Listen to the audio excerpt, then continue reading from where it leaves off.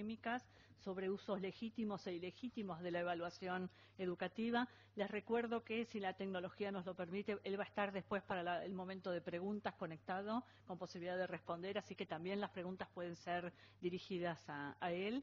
Y ahora vamos a dar paso a la segunda presentación del panel, a cargo de Moritz Villager. Moritz es magíster en Metodología de la Investigación Educativa de la Universidad de Oxford. Tiene un máster en Estudios Sociales de la Ciencia y la Tecnología de la Universidad de Ámsterdam y actualmente está realizando un doctorado en Evaluación de la Educación para la Paz en Londres. Es especialista de programa de monitoreo y evaluación de la Oficina de UNESCO en Santiago, la Oficina Regional para la Educación de América Latina y Caribe de la UNESCO. Y en carácter de tal es el coordinador del Laboratorio Latinoamericano de la Evaluación de la Calidad de la Educación, el LIESE, y en particular el coordinador del tercer estudio, el tercer estudio regional comparativo y explicativo. Moritz ha trabajado como experto en monitoreo y evaluación antes de incorporarse a la oficina de UNESCO en Santiago en países de otras regiones. Y bueno, pasamos ahora a escuchar su presentación. Adelante, Moritz. Muchas gracias, Margarita. Sí, efectivamente, para agradecer al IPE, que es también parte de UNESCO, exactamente como nuestra oficina regional que está basada en Santiago, para esta oportunidad, porque efectivamente sí, es cierto, desde la OREAL que estamos coordinando el estudio, que es a lo mejor el estudio más grande de la historia de la región en cuanto a logro de aprendizaje, y vamos a lanzar nuestros resultados el 4 de diciembre en la ciudad de Brasilia, en Brasil. Entonces, esto es una muy buena oportunidad para ver un poco con ustedes qué vamos a hacer con esos resultados, porque efectivamente, como sabemos, muchas veces las evaluaciones internacionales están muy fuertemente enfocados en los rankings, ¿no es cierto?, donde un país se ubica encima a otro país. Y esto es no necesariamente una cosa que es muy positiva para la mejora de la educación. Me imagino que ahí se puede ver mi presentación. Sí, ahora te empieza a pasar. Muy bien. Así que, para empezar, decir que yo me acuerdo que cuando yo empecé a trabajar con Naciones Unidas hace unos 10, 15 años, la cosa interesante de la educación eran los TICs y también estas modalidades novedoras de pedagogía, donde el alumno estaba en el centro del aprendizaje, y parece que ahora son las evaluaciones internacionales que son la cosa interesante que están pasando, y efectivamente estas evaluaciones tienen un muy alto perfil mediático. Si yo debería pensar en una cosa que se lee en los diarios sobre la educación hoy en día, no tiene mucho que ver con TICs, pero sí todos los diarios del mundo, por lo menos los países participantes en este tipo de estudios, están publicando los hallazgos del PISA y por lo tanto este tipo de estudios como el PISA, como el TIMSS, como el ICS, como el CIBED, etcétera, parecen de haberse casi convertido en Juegos Olímpicos de la Educación, o más bien mundiales, ¿no es cierto?, donde los resultados que obtiene un país le dan un cierto prestigio. Yo me acuerdo haber estado en varios seminarios con representantes de la Finlandia, porque efectivamente Finlandia muchas veces, en muchos estudios, salió como el primero, uno de los mejores países. Entonces, ¿hubo alguna idea de que se estuvo haciendo algo interesante en Finlandia que efectivamente reflejaba en una buena educación, en una educación de calidad? Al mismo tiempo, para nosotros en la UNESCO, este tipo de estudios es particularmente importante porque la agenda principal de la UNESCO en educación es la agenda de educación para todos. Educación para todos es un movimiento que empezó en el año 1990 en la ciudad de Vientiane, en Tailandia. Fue reafirmado en la ciudad de Dakar, la capital de Senegal, en el año 2000, más o menos junto con la definición de los objetivos del milenio, en el cual se decidió algunas metas macros que definieron, digamos, lo que la educación debería ser o hacer en todos los países del mundo. Y en esta ocasión creo que hubo 160, 170 representantes de Estado que suscribieron a esta agenda de política muy importante. Y esos representantes y la UNESCO dijeron que la educación mundialmente se debería enfocar en 6 metas importantes. La primera era la educación preprimaria, mejorar su calidad y el acceso a la educación preprimaria. En segundo lugar, el acceso universal a la educación primaria. En tercer lugar, oportunidades de aprendizaje a lo largo de la vida. En cuarto lugar, paridad de género. En quinto lugar, alfabetización universal. Y en sexto lugar, la calidad de la educación. Pero ahí, por supuesto, tenemos un problema porque efectivamente si miramos las metas de educación para todos, vemos que todas estas metas tienen indicadores o variables para medir su cumplimiento asociados, pero no tenemos efectivamente indicadores para la educación de calidad, simplemente porque el concepto de calidad de educación no ha sido definido en una manera que fue consensuada mundialmente. Y yo creo que si ahora empezaríamos con este grupo una discusión sobre lo que es calidad de educación, no encontráramos un consenso fácilmente. Por lo tanto, lo que ha pasado en los informes de seguimiento a educación para todos, los informes a través de los cuales la UNESCO monitorea el cumplimiento con estas metas en todos los países del mundo, hemos tomado las evaluaciones internacionales como un indicador proxy para medir si estamos logrando este tipo de objetivo, este objetivo de la meta 6. Entonces, sí, o sea, podríamos hacernos esta pregunta, ¿qué es calidad de educación? Y desde la OREAL, la Oficina Regional de la Educación en América Latina y en el Caribe, ubicada en Santiago, hemos dado la respuesta siguiente, que educación de calidad consiste en estos cinco dimensiones. Efectivamente, en primer lugar, educación de calidad es eficaz, y eficacia es un concepto que se refiere en este contexto a la capacidad de un sistema educativo de cumplir con logro de aprendizaje de sus estudiantes. La eficacia busca de instalar habilidades, conocimiento, saberes, si uno quiere decirlo así, competencias de jóvenes y niños en la educación. Y efectivamente esto es una dimensión que sí en este momento estamos midiendo a través de evaluaciones internacionales, porque lo que mide un estudio como el TERCE del IESE, o los estudios del OCDE, del PISA, el TIMSS, el PILS, etc., las cosas que miden son logro de aprendizaje, son eficacia de la educación. Pero bueno, sería equivocado ahora decir que este elemento de lo que es calidad de la educación es calidad de la educación en su conjunto. Esto no es una cosa que estamos diciendo desde la UNESCO. En segundo lugar, creemos que calidad de la educación tiene mucho que ver con eficiencia. Eficiencia es un concepto del cual uno podría decir que está vinculado con lo que a veces se ha llamado una ideología neoliberalista, pero eso no es como vemos nosotros este tema. En algunos contextos hay recursos escasos para realizar educación de calidad, y también en estos contextos es importante que se entregue buena educación. Entonces, bueno, eficiencia tiene que ver con uso de recursos, y esto es una cosa que no estamos evaluando con los estudios de gran escala, tales como el IESE, el TERCE y otros estudios. Equidad es la tercera dimensión de calidad de la educación y tiene que ver con la distribución de beneficios educativos por la población.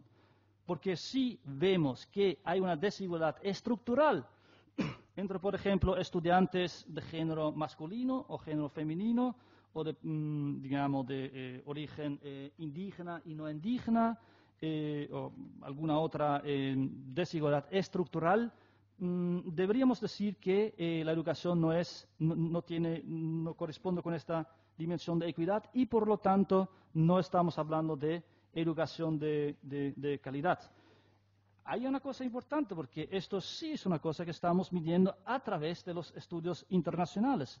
Yo me atrevería a decir que si no fuese por estudios internacionales como los del CERCE o del TERCE, no sabríamos que en esta región, por ejemplo, los estudiantes de origen indígena tienen un desempeño estructuralmente peor que los estudiantes que no tienen este origen. Y entonces, ya solamente para monitorear este tipo de desigualdades, que por supuesto quisiéramos evitar, creemos nosotros que es importante que se continúen este tipo de estudios.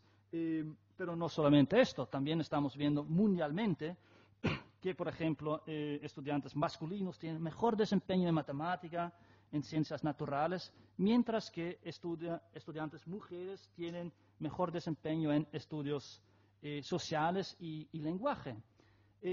Esto tiene que ver con alguna aptitud intrínseca al hombre o la mujer, o hay otros factores que juegan un rol.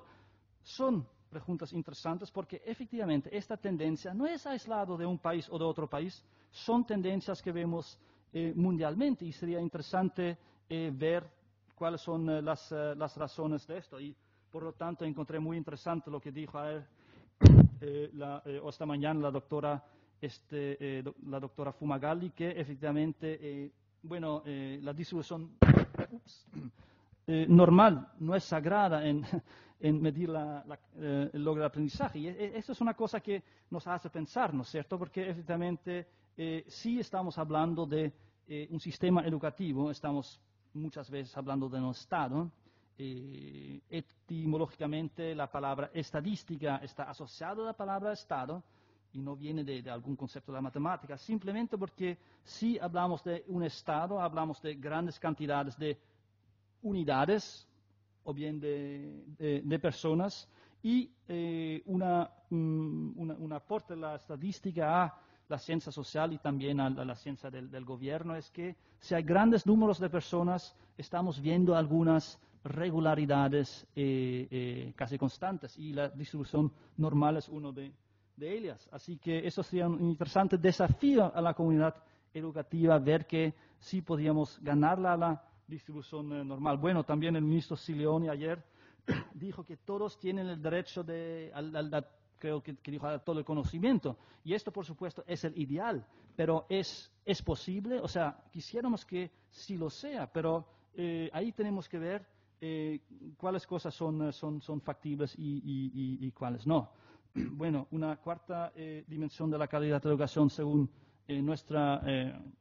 según la UNESCO, entonces, es la relevancia. La relevancia tiene que ver con necesidades de la sociedad.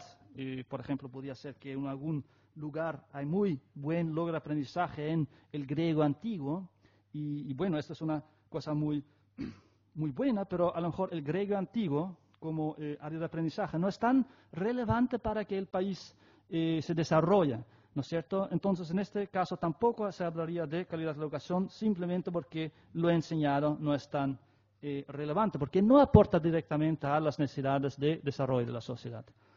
Y por fin hablamos de pertinencia, que tiene que ver con necesidades del estudiante, porque por ejemplo podría ser que se está enseñando de una manera muy eficaz, de manera muy eficiente, con alta equidad y con un alto grado de relevancia, pero por ejemplo en el idioma del castellano, mientras que el idioma del estudiante es el guaraní. En este caso, la educación no sería de calidad porque no sería pertinente, porque no estamos considerando que la necesidad del estudiante es que se enseñe en su idioma, que es el guaraní.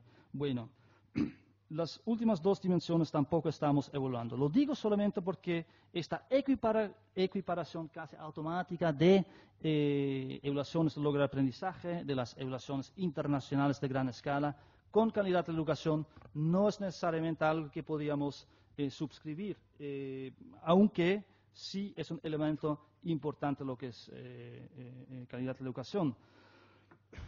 Entonces, en resumen, como había dicho, las evaluaciones internacionales miden en general solamente una parte de calidad de la educación, que es la eficacia principalmente, aunque hay también un elemento importante de equidad. Y después, en esta parte de la eficacia, del logro de aprendizaje, además estamos midiendo solamente áreas cognitivas, ¿no es cierto? La matemática, el lenguaje, la ciencia, en algunos casos también ciencias sociales, ¿no? Como en el caso del IX o el CIVET, pero no estamos necesariamente midiendo habilidades artísticas, la música, la pintura, etc. No estamos midiendo, generalmente hablando, educación física, una excepción muy interesante fue un estudio de Chile, efectivamente, a nivel nacional sobre la educación física, pero no hay ese tipo de estudios a nivel internacional. Y tampoco estamos midiendo lo que estamos llamando en este momento habilidades blandas o habilidades sociales, trabajo en equipo. Mientras que estos son también habilidades muy importantes para el mundo del trabajo, ¿no es cierto? Porque sí, puede ser que alguien sepa mucho, pero si esta misma persona no es capaz de comunicar lo que sabe y no es capaz de hacer sus saberes, su conocimiento, sus habilidades, parte de un equipo del trabajo, a lo mejor no se aprovecha las mismas al máximo. Además, estos estudios están enfocados en primer lugar en educación primaria, como el TIMSS, el PILS y también el TERCE, y también en la fase inicial de secundaria, como el PISA. Sí. ¿Más cerca? Bueno, a lo mejor podría ser una buena cosa que no me escuchen, pero... Bueno, y una cosa que además es importante es que estamos pensando en que el concepto, digamos, central de la educación es el aprendizaje, pero, por ejemplo, en la educación preprimaria, como algunos de ustedes seguramente saben, el concepto central no es el aprendizaje, el concepto central es el desarrollo, ¿no es cierto?, que es una cosa más holística. Aprendizaje es siempre una cosa que tiene que ver con el cerebro, con el conocimiento, mientras que desarrollo también comprende cosas, digamos, como el desarrollo físico, que en esta fase de la educación preprimaria es particularmente importante. El doctor Ferrer, antes de esta presentación, ya se refirió también a los efectos adversos. No es el caso que las evaluaciones internacionales por defecto tienen o ningún efecto o un efecto positivo. Pueden también efectivamente tener algunos efectos negativos y nosotros no podemos simplemente decir, bueno, nosotros entregamos los resultados y buena suerte. Yo diría que efectivamente una evaluación internacional es casi como, ¿no?, cierto, el proverbial, digamos, cuchillo. Se podía hacer cosas buenas y cosas malas con el cuchillo. Nosotros tendríamos que ayudar a manejar esto.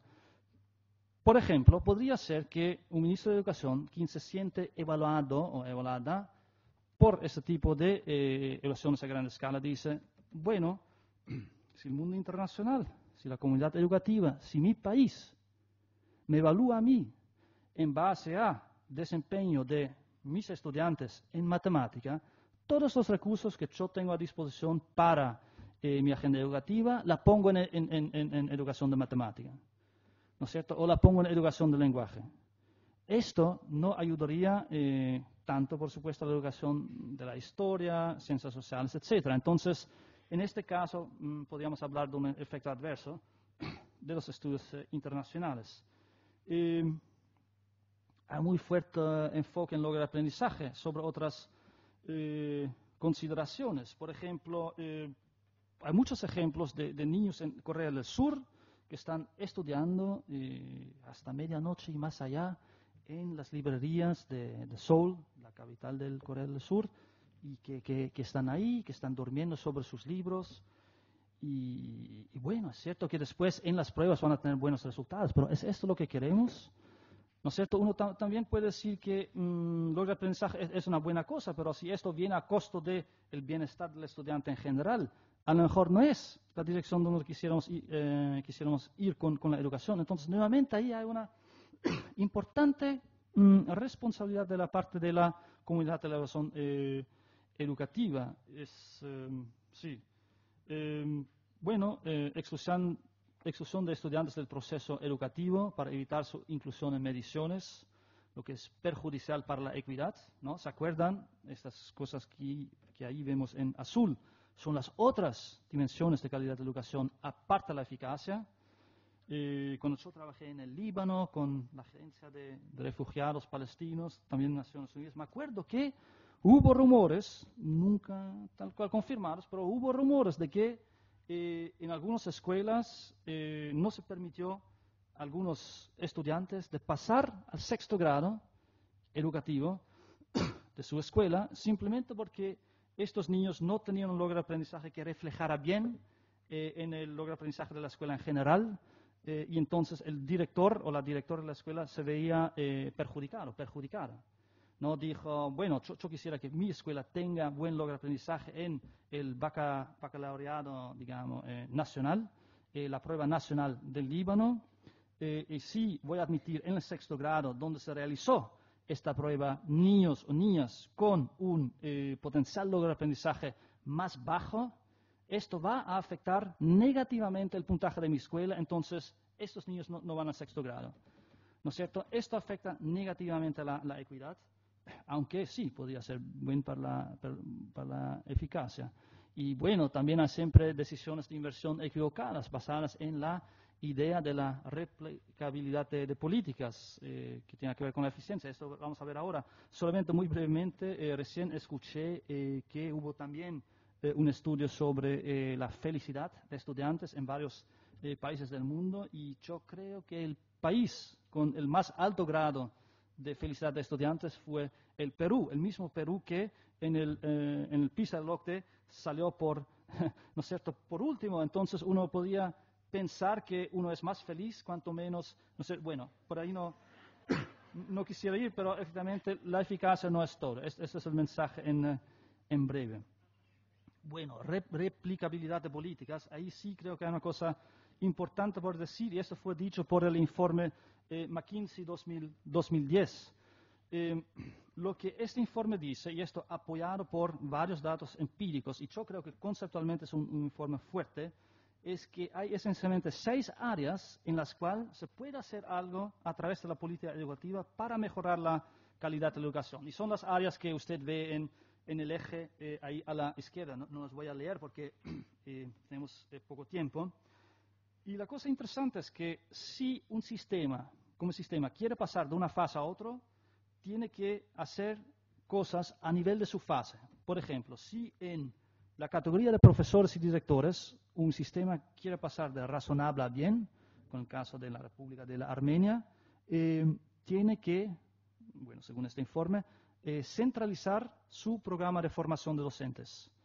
En cambio, si un país quiere pasar de bien a muy bien, como el caso de Singapur, tiene que dar mayor flexibilidad, ¿no es cierto? Entonces, dependiendo de tu fase de desarrollo educativo a nivel sistémico, quizás uno tiene que hacer cosas completamente opuestas para pasar al próximo nivel. Entonces, en el momento que nosotros decimos que la descentralización es bueno para el desarrollo educativo, quizás nos estamos equivocando.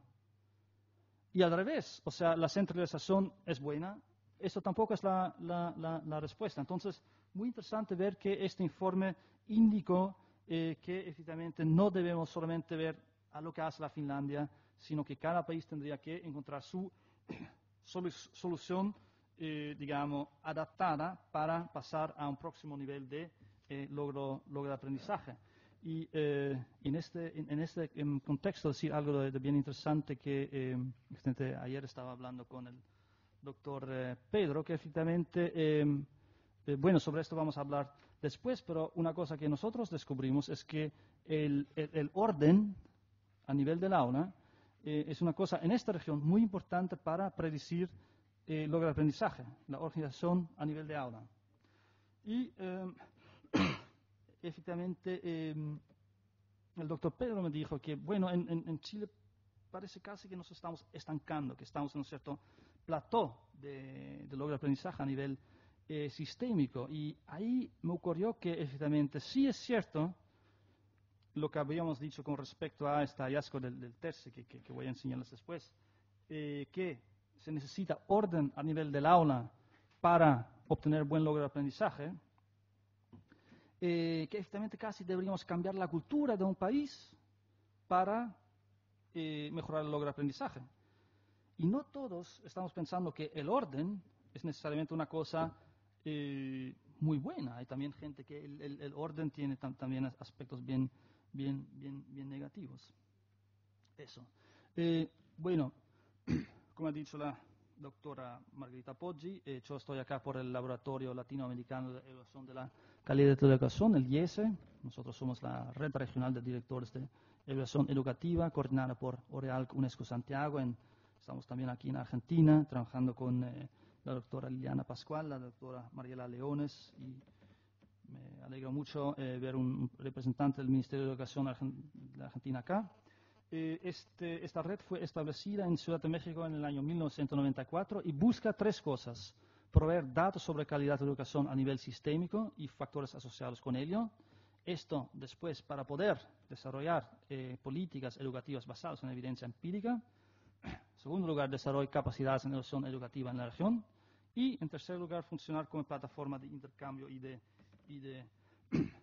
discusión.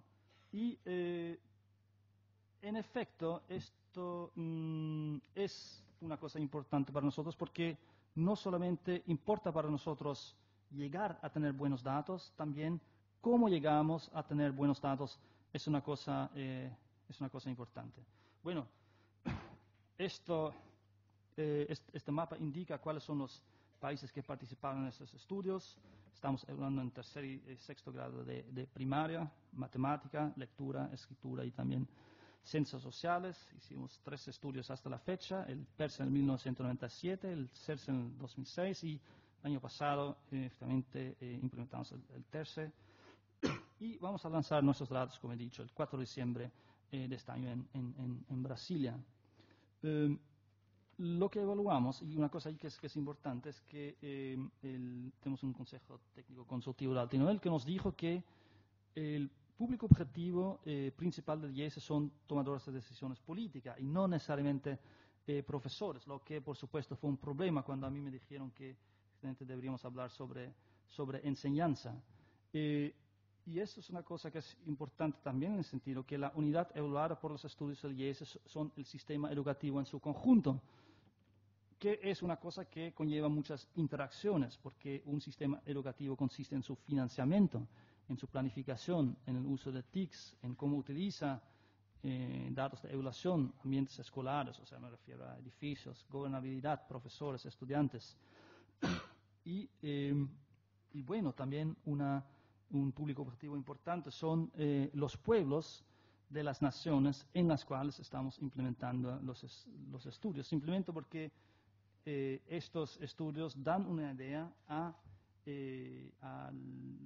del desempeño sistémico y si ellos pueden o no exigir mejor educación a sus líderes.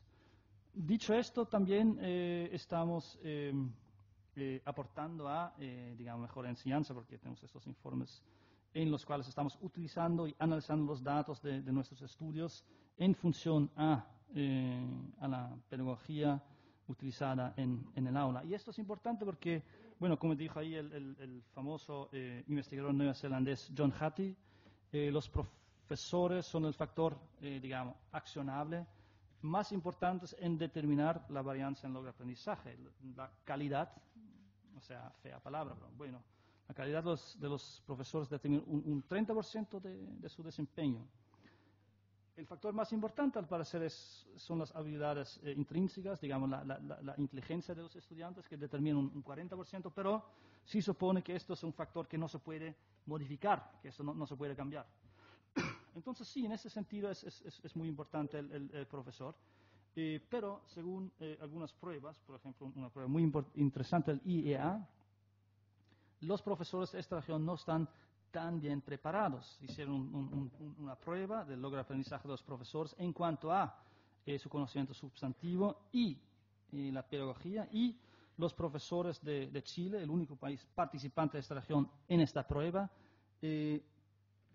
obtuvieron el desempeño más bajo de todos los países participantes, que incluyeron también países como Botswana, Omán, Noruega, Rusia, etcétera. Entonces, sí, sabemos que la enseñanza tiene mucho que ver con calidad de la educación, pero el problema es que no sabemos cómo, en qué manera.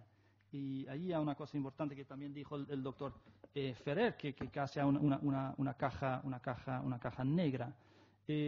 Bueno, voy cerrando, pero con respecto a esto, decir que efectivamente nosotros también estamos mirando a la educación casi como una planta, y creo que esta metáfora tiene su uso, porque una planta es algo que crece por sí, ¿no es cierto? O sea, uno no puede hacer crecer una planta. uno puede crear las condiciones que ayuden a que esta planta crezca. Crear las condiciones en cuanto a humedad, o sea, luz solar, alimentación, etcétera, pero uno no puede efectivamente tomar la semilla y hacer algo con la planta para que crezca.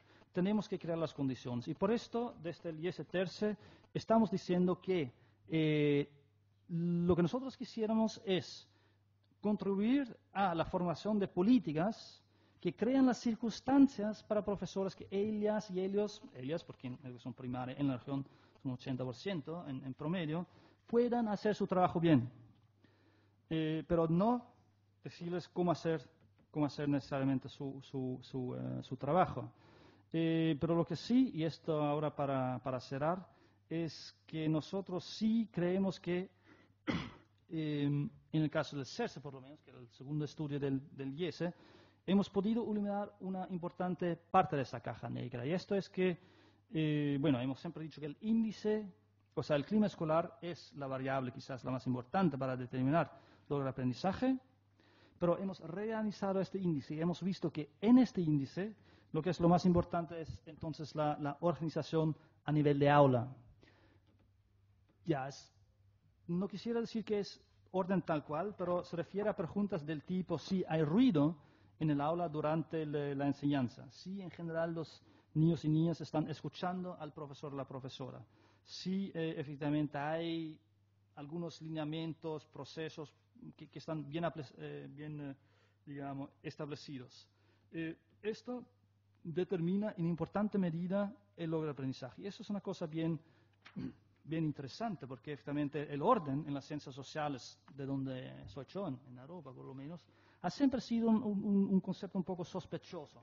El orden no ha siempre sido una cosa necesariamente muy positiva, pero sí estamos viendo que el orden o la organización escolar es la cosa que a nivel de esta caja negra determina en importante medida logro de aprendizaje. Y esto es, también para destacarlo, en gran medida la complejidad de trabajar en educación. O sea, en medicina estamos trabajando con el cuerpo, es una cosa tangible que se puede ver directamente, es empírico, etc. En educación estamos trabajando con cosas abstractas que no se pueden tocar, que son invisibles, intangibles, etc. Lo que hace el trabajo mucho más complejo.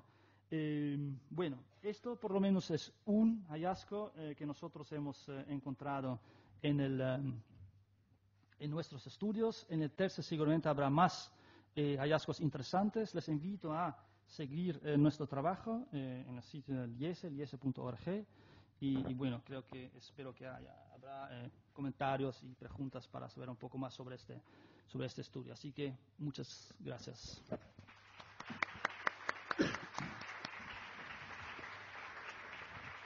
Le agradecemos a Moritz su presentación. Les recordamos que pueden ir preparando ya las preguntas a los que están aquí en la sala por escrito para hacérnoslas llegar, y a los que están participando a través de la transmisión, a través de los mecanismos previstos en el sitio.